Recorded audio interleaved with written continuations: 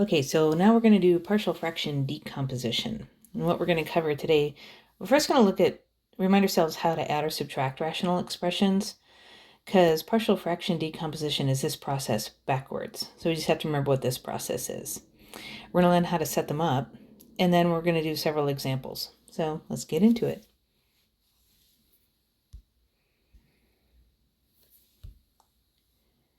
Okay, so a reminder how to do this, how to add or subtract.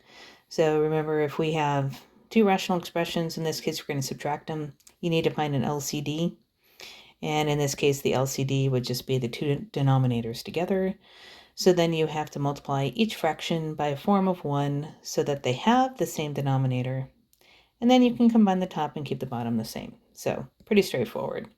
But what we're going to do is we're going to learn how can you take something like this and break it down into something like this.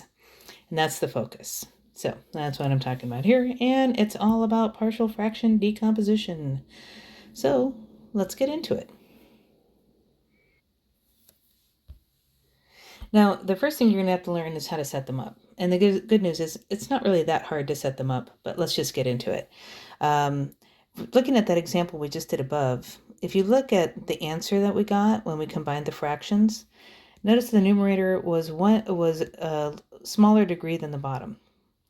Numerator was degree 1, denominator would be degree 2, and this is 1 degree less. So that's always going to happen. You have to start with what's called a proper fraction, where the numerator is a smaller degree than the denominator. It doesn't always have to be 1 degree less to begin with, but it must be smaller than the denominator. And then you can go ahead and set it up. So we always have to assume, though, the worst. So the worst case is that this is going to be the biggest degree possible, but it has to be smaller than this one. So when you're setting them up, always set up the numerator so it's 1 degree less than the denominator. So let's take a look at these examples. Let's just say we're going to start with this. Now, our denominator consists of x minus 2 and x plus 5, so those have to be in our denominators in the separate fractions. And this is degree 1, so the numerator must be 1 degree less 0, which is a constant. In this case, I have a quadratic factor and a linear factor. So again, these have to be in the denominators in our setup. But if this is degree 2, we have to look at the worst case scenario of the numerator being 1 degree less, which is a degree 1, which means linear. So you have to look at, this could have 2 terms in the numerator. Now, when you solve it, you may turn out that a is 0 or b is 0, so maybe there's only 1 term. But you have to look at the worst case. You have to assume that there's going to be 2 terms here, because it's going to be linear. If we have a case like this one, so we have a quadratic, except this can be factored. You always want to make sure your denominator can be factored. So factor your denominator, and then it turns out all these factors are linear, which means all the numerators have to be a constant. If we take a look at this one, this is not a proper fraction because the degree on the top is not smaller than the bottom. It doesn't matter that it's equal, it's not smaller than the bottom, so you have to divide first. So we go ahead and divide using our long division, and we get that the original fraction can be rewritten like this. You have the quotient, and then you have the remainder over the divisor, which is always going to be a proper fraction. The degree on the top is smaller than the bottom. So then you can use PFD on this part. Again, we got to factor that denominator if it can be, so we did. And then this would factor, or could split into these guys. We just don't want to forget that 5 in our final answer. But the partial fraction decomposition is always going to be on the proper fraction part. And then we have a couple more here. If we take a look at this, let me move that down. If we take a look at this one, then we have a linear factor, but it's repeated. If you ever have a repeated factor, then you have to look at all the possible ways to get this. Maybe we have it 1 time, maybe we have it 1 time squared, but you have to look at all of it. So you want to look at all the possible powers. If that was a cubed, you would have to have it to the first power, to the second power, and then also to the third power. And then the other thing that messes up a lot of people is technically this denominator is quadratic, so it's degree 2, but you want to look at the individual factor itself. And the factor is linear. The factor is degree 1, so notice I still put a constant in the numerator. So here's one for you to try out on your own. Just set it up, just writing it like this. See how you do, and we'll take a look together.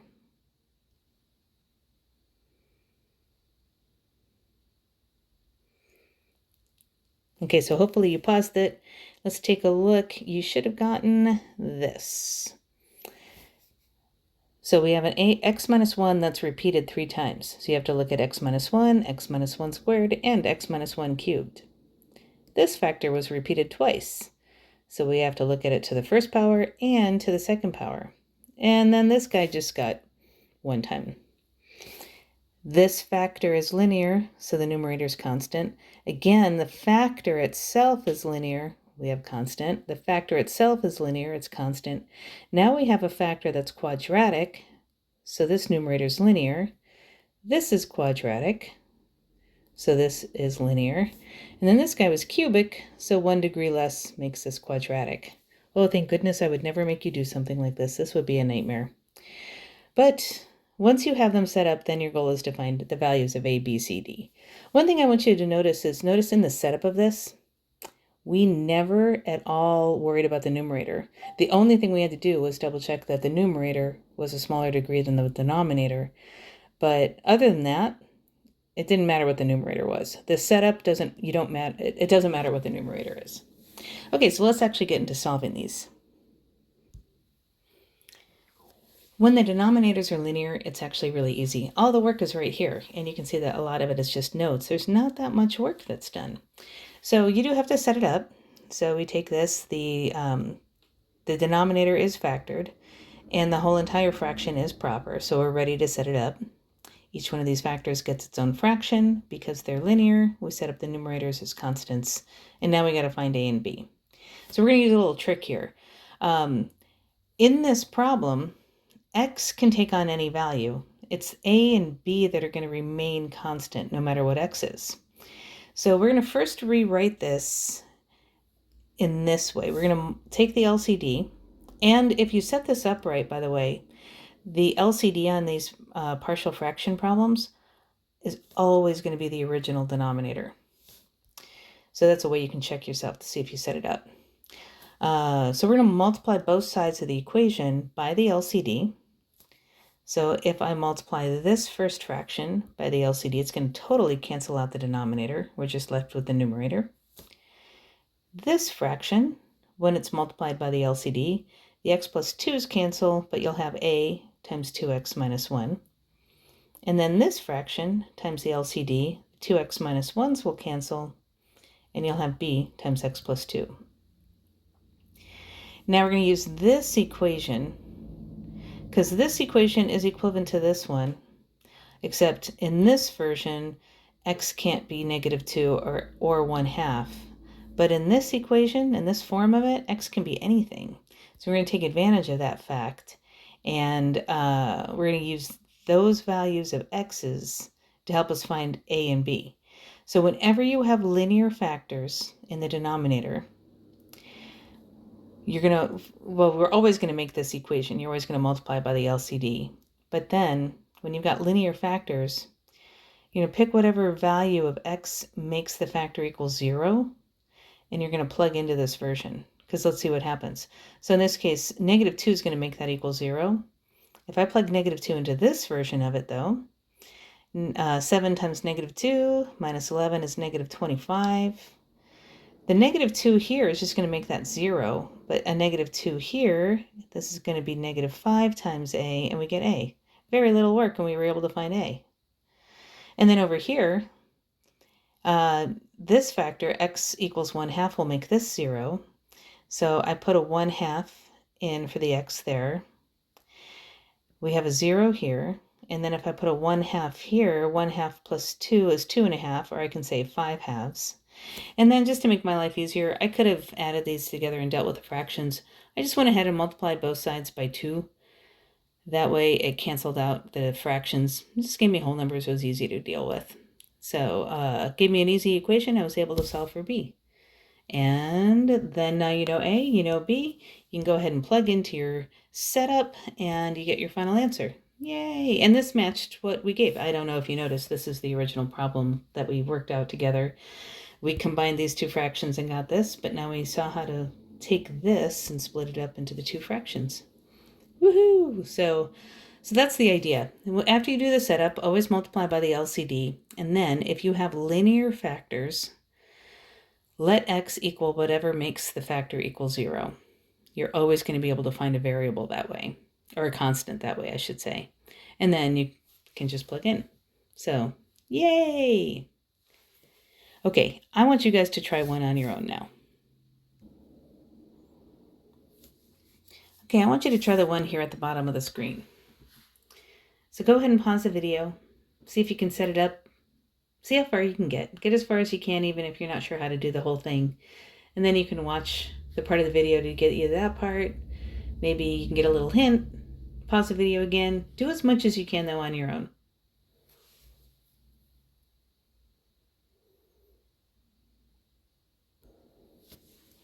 Okay, so here was it. Again, the setup, each factor was linear, so the numerators are each constants. Your LCD is the original denominator, and when you multiply by the LCD, you should get this. Notice when the LCD gets multiplied by the first fraction, only the x plus 1s cancel. So you have a times x minus 2 times x plus 3, and then that same thing will happen for the others. And then, notice, I, one at a time, let x equal the value that made each one of these factors equal 0. I let x equal -1 and was able to get a. I let x equal 2 and was able to get b. And I let x equal -3 and I was able to get c. Also notice when you do get a fraction for your variable or for your constants, which does happen, notice how you can write it. You can just do it like this. So b was 3/5 and b was 3 over x minus 2. But rather than writing it as 3 over 5 over x minus 2, because that's going to be a complex fraction, just write it like this. They're equivalent. The other thing I also want to point out is notice every single time I'm labeling what I'm about to do. Again, I mean, it's just good practice anyway when you're showing math to explain what you're doing, but also in case you're making a mistake, maybe you made a mistake in the setup, something happens, you're going to see the equations can get much more complicated. If you don't tell me what you're doing, it's going to be very hard for me to read your work. Or maybe you make just like a little arithmetic mistake, which throws things off. Again, if I can't follow your work, I won't be able to give you that partial credit. So please always label what you're about to do. All right, let's take a look now when it gets more complicated.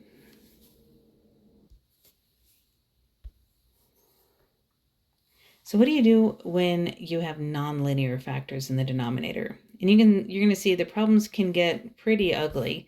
This one itself isn't so bad, but let's take a look at what happens here. So in this case, at least we had one linear factor, but the other factor was quadratic. So the setup, we know how to do that. Each one of these factors is going to go in its own fraction. This factor is linear, so the numerator is constant. This is quadratic, so the numerator is linear. I've labeled my LCD, so when I multiply both sides of the equation, I get this. Now, I did have one linear factor, so I'm always going to start with that. What makes that equal 0? A -1. I plug in a -1 into this equation, and I wind up with this. Notice a -1 is going to make this entire term equal 0, so I'm going to be able to just find a, and I can find the a is 2. Okay, so great, I got a good start, but what am I going to do now to find b and c? I can't plug in -1 again, I'm just going to get the same thing. So what do you do? How do you pick what x equals now? One strategy is to just pick other values. You choose. And in this one, because we only have this part left to really work out, honestly, this is probably going to be the easiest way to go. I'm going to show you the other strategy in a little bit, but here it definitely makes more sense. Let's just pick random values for x, especially because 0 hasn't been taken yet, and that's going to be easy to plug in. And 1 hasn't been taken yet, and that's going to be easy to plug in. So I first plugged in x equals 0, and when I worked it out, I got -5 equals a plus c, but we know what a is, and so I'm able to find c. Yay! And then over here, I just let x equal 1, just picked it at random. It's an easy number to work with that we hadn't already used. I let all these x's equal to 1, and I wind up with this. But we know c is -7, and we know a is 2, so I was able to work this out and find out that b was 0. So now I have my three constants, and so I can let a equal 2, and bx plus c ended up being 0x minus 7, so I just put the -7, and I'm done. So if you're lucky, it's still not too bad sometimes when you have a quadratic or a nonlinear factor in your denominator. But now let's look at another one that starts to get a little ugly. The next one, we're actually going to do two different strategies so you can see.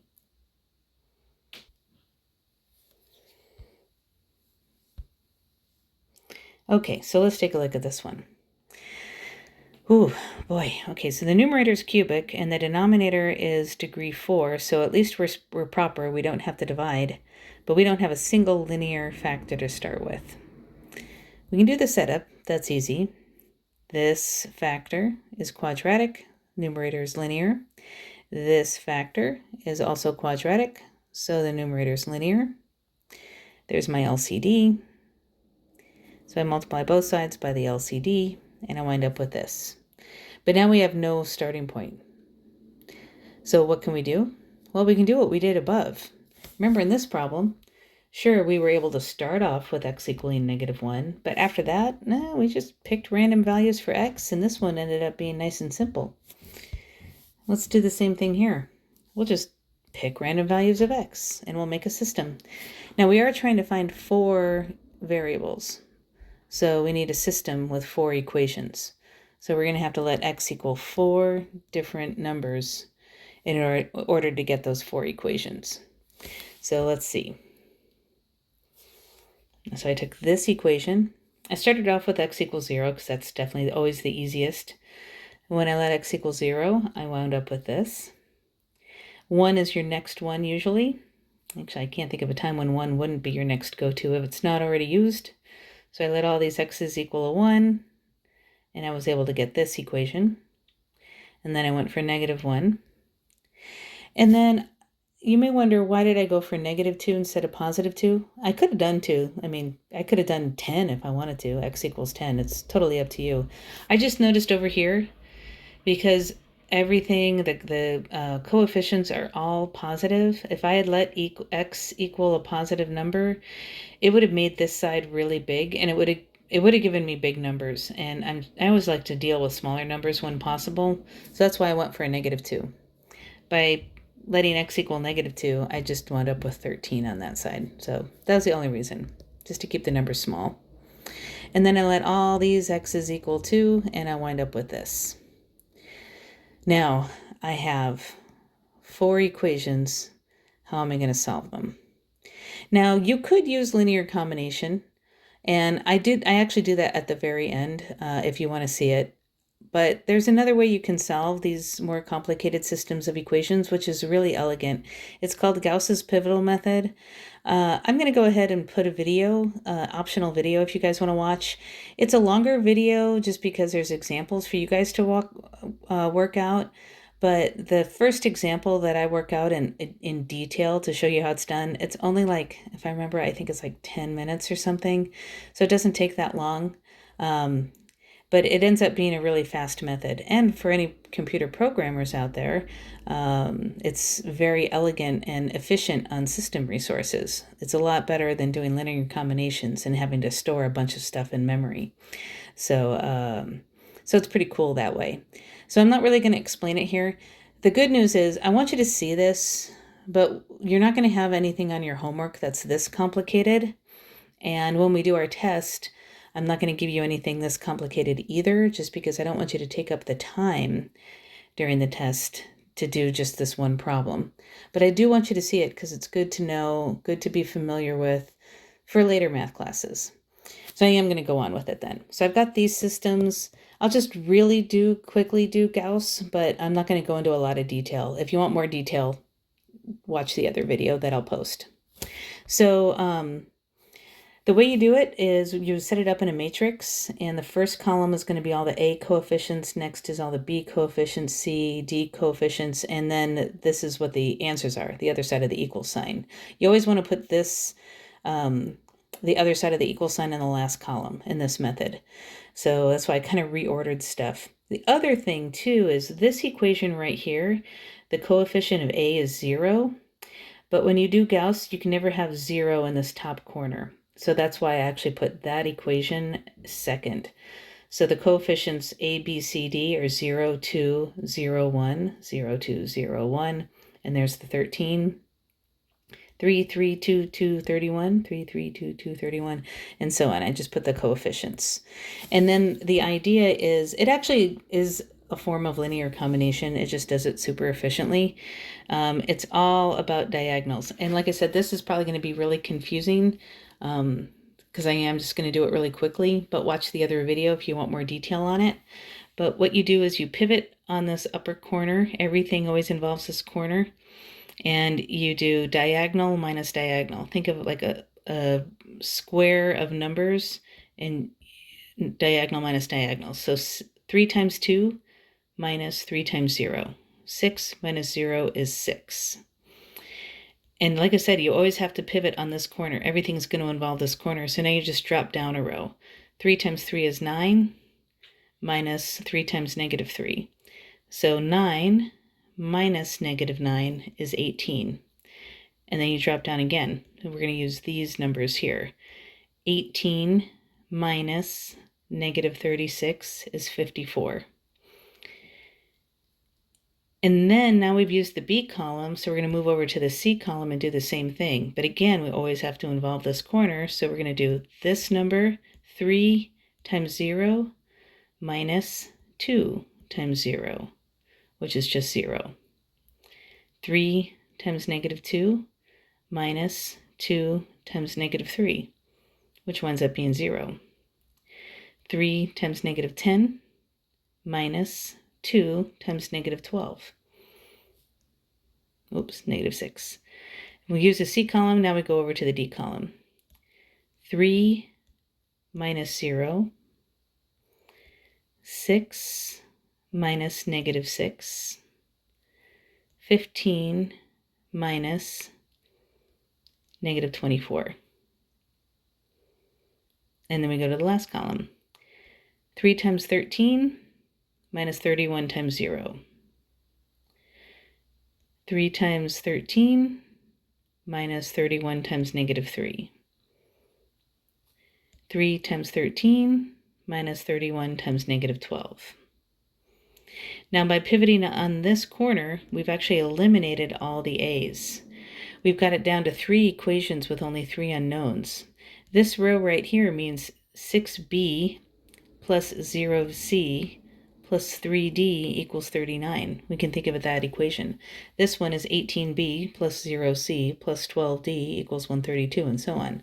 Because each row is an equation, I actually simplified each row. The first row, I divided both sides of the equation by 3, made the number smaller. The second equation, I divided all the numbers by 6 to make the number smaller. And on the last equation, I divided all the numbers by 3 to make the number smaller. And on this one, I happen to notice that remember, these are systems right here. These are equations.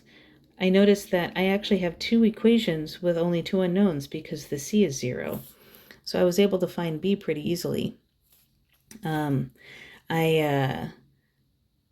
2b plus d equals 13. And, oh, actually I didn't do that. I could have done that. I didn't do that. So I could have done that to find B and D. and then I could have plugged in to find C. But I just wanted to finish it up to show you how it all works. Pretend that didn't happen because we just got lucky on this one. So you do it again. Pivot on this one. 2 times 0 minus 0 times 3. Negative 4 minus 0. 4 minus 3. 26 minus 18. 44 minus 39. And 2 times 137 minus 13 times 18. And again, I just made this row smaller to make it easier. But here I really did finish. You could do it again. Just remember you'd actually have to flip these because 0 can't be in the top left. But so you do that process again if you need to. But right here, it's telling me D equals 5. I got it. And down here, we know that 1C minus 2D equals negative 10. But if I know D is 5, I can find C is 0. And then this is called back substituting. So now we work backwards. So I went ahead and took this top row, but we knew D was 5, so I was able to find B is 4. And then finally, I took one of these equations with A, and I plugged in B, C, and D, and I was able to find A. And I was able to plug those in and get my final thing. Whew. So sometimes these problems can be kind of a nightmare. But I'm going to show you a second strategy. It's going to make this a little better. But let's just remind ourselves, because that was a lot of stuff. The setup wasn't so bad. When we multiplied by the LCD and got this equation, we just didn't know where to start. So we just randomly picked values of x's to get 4 equations. It worked well up here. Remember this previous example?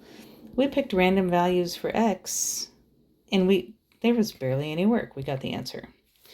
This time we picked random values for x, and whoa, we got this whole big messy thing. So it's kind of a toss-up. You know, you have to, the more problems you do, the more you'll be able to look at a problem and say, oh yeah, I think I'll use a different method. But kind of a giveaway here is, like I said, we found A, we're trying to find B and C. That's this part of the equation only. That's such a simple looking part of the equation. Picking random values of x is probably going to be simple. And there's only two constants that you're trying to find. Here, we're trying to find A, B, C, and D. So we have to look at this whole thing. This is starting to look really messy. Chances are plugging random values in for x is also going to give us something rather messy. So let's look at another way to do this. So I started off with the same problem. So this is identical from above. In fact, actually, I copied and pasted it from above. So rather than just plugging in random values of x, there's another way to create that system of equations. And almost always when you do it this way, the system is a lot easier to deal with. So let's take a look at this one. It's called equating the coefficients. Now this side's already multiplied out. We have to first start off by multiplying this side, but it's not too bad. Just distribute. Ax gets multiplied by those two, so we get ax cubed plus 2ax, ax cubed plus 2ax, and then the b gets multiplied, bx squared plus 2b, bx squared plus 2b. Notice I put everything in order.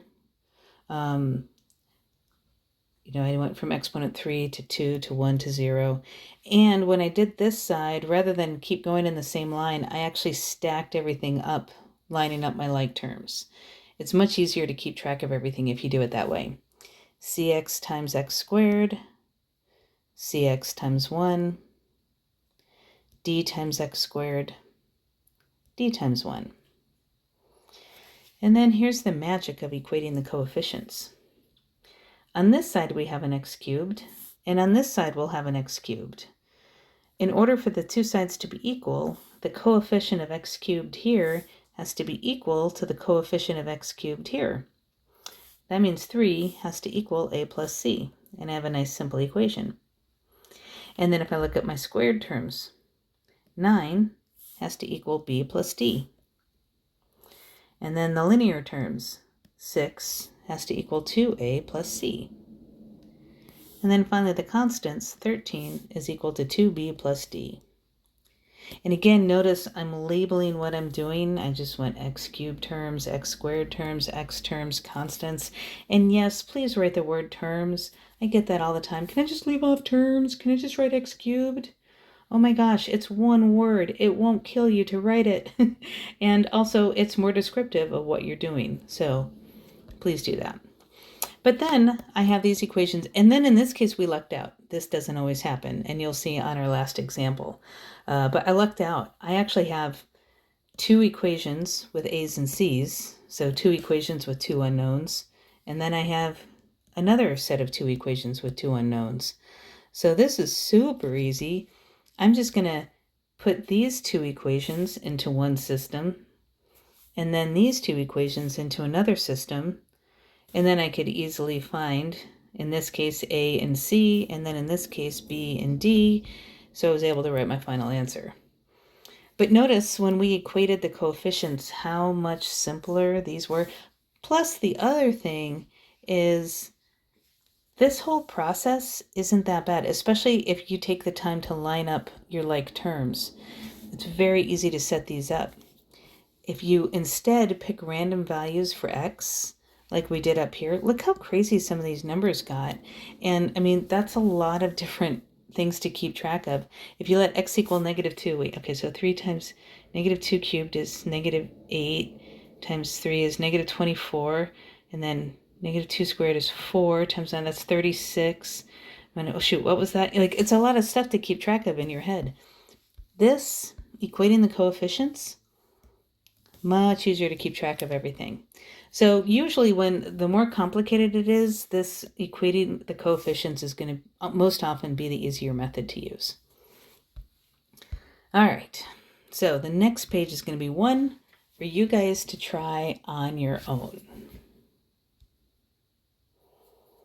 Okay, here it is, right here. So this is going to be kind of messy. This is like the doozy. If you can do this one, you've really got partial fractions. Again, nothing in your homework is going to be this complicated, and I'm definitely not going to give you anything on the test that's complicated because I don't want you to waste all your time trying to do this problem. But if you want a good challenge, this is a good one to try. Now, I'll be honest, these are just notes. And so this problem, if you're trying it on your own, it could take you a good half an hour, maybe longer, especially because you're still learning this. So maybe you don't want to try it on your own. It's up to you. If you want to try it on your own, pause the video, give it a shot. I will tell you a couple of things though. Look at the numerator, it's degree 5. Look at the denominator, x squared times x squared be x to the 4th. This is degree 4. Don't forget the first thing you would have to do is divide. So you'd have to do long division first, but in order to do long division, you're going to have to go ahead and multiply out this denominator. That's why I say this problem can take a long time. So maybe you want to wait until I go over the first part with the division, and then once the division is done, try the actual partial fraction decomposition on your own. However you want to do it, give it a shot. I'm going to, stop here so you can pause the video, but then I'll show you how to do it.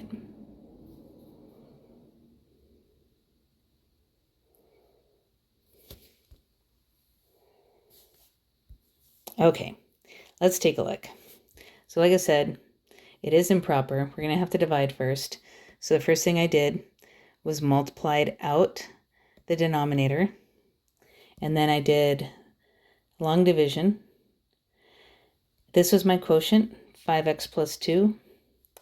Since in the remainder it was leading with a negative, I just factored out a negative, and here's my remainder over my divisor. But when I wrote the divisor, I went ahead and factored it again because that's what I'm going to do with partial fraction decomposition. So if you want to stop the video now and just do partial fraction decomposition on this fraction, it's still going to be a challenge and still going to be kind of time consuming, but give it a go if you want. I would definitely recommend it. All right, so now we have to do the setup first. So again, and I'll stop here in case people want to check their setup. So we have a linear factor that is repeated, so you have to write it to the first power and then to the second power, but your numerators are constant. And then you have a quadratic that doesn't factor. And so your numerator is going to be linear. So there's the setup, which means there's your LCD.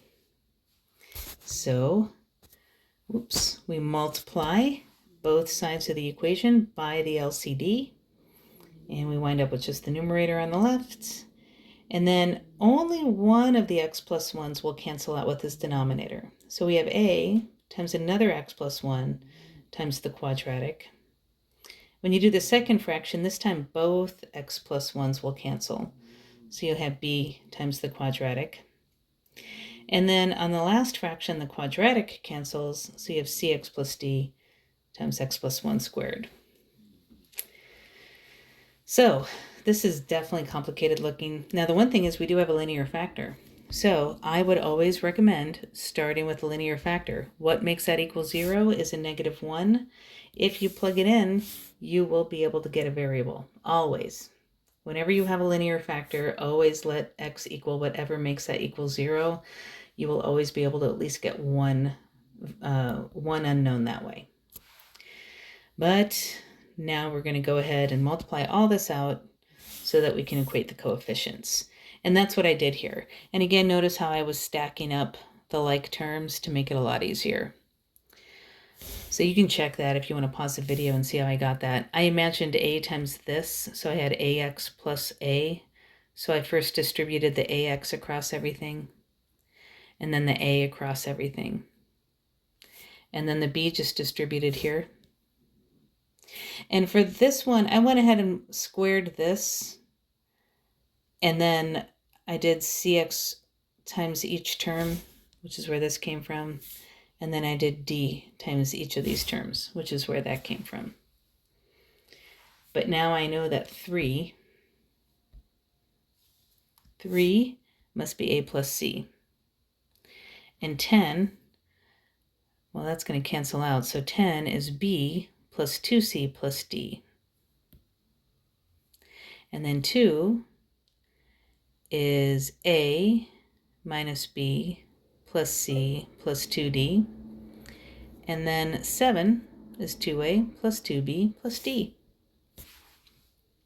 I did know that b was 3, so I went ahead and plugged that in, and I got these equations here. And then I just went ahead and did Gauss. And again, you could use linear combination if you wanted to, but I went ahead and did Gauss, and I got this. Oh, one last thing on this one. Actually, let me go up. Where do I want to go? My goodness. I want to go right here. Notice this guy right here. After we did the division, and we knew that we were going to do partial fraction decomposition just on this, but it's minus this fraction. When I do partial fraction decomposition on this, I have to show that we're subtracting the entire quantity. And that is why I went ahead and put this in parentheses. You must do that, or distribute your negative to both. But that minus sign you have to show goes to both fractions. Otherwise, it's technically wrong. All right, so that is the end. I'm going to do that one problem that I said I was going to do using linear combination, just in case you don't want to watch the Gauss video and you just want to use linear combination. But this is technically the end.